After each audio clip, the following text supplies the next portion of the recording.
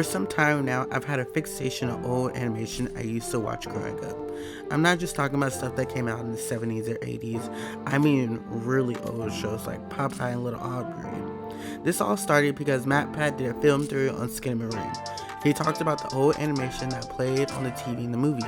By the 808, I saw a glimpse of something I haven't seen in years. It's one of my favorite series of all time, Somewhere in Dreamland. But Matt Pat didn't even talk about it. I was kind of impressed that he didn't, because it's actually the best one. But this got me into looking at the old shows I used to watch as a kid, and while going through the rabbit hole of memories, I remembered The Little Match Girl, the short that made me fall in love with the storytelling of music and animation, aka anime music videos. In 2007, my granny bought me and my sister the 2006 Little Mermaid Platinum Edition DVD. The Little Mermaid is my favorite Disney princess movie and is the animated movie that made me fall in love with musicals. I watched this movie so much that one day something sparked my interest and I wanted to look at the other categories on the DVD menu. I got to Backstage Disney, I watched all of the videos, and then we got to The Little Match Girl. I honestly don't remember much about my first experience watching it other than crying really hard, and I realized I don't like things that make me cry.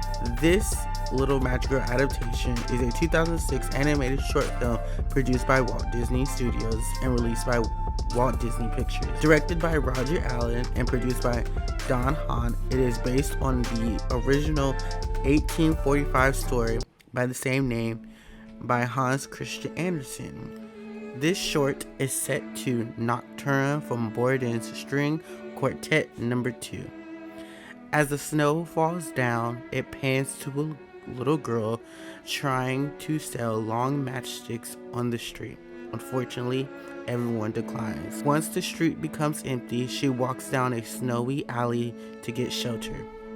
She sits outside in the cold and lights a match to stay warm. As the first match burns, she sees in its flame visions of her warming her hands in front of a fireplace. However, when the match goes out, she is returned to the cold reality of the alleyway. The second time she lights the match, she sees a dining table full of delicious looking food.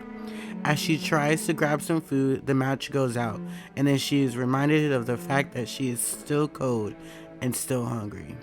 She notices she's running low on matches, but decides to light another anyways.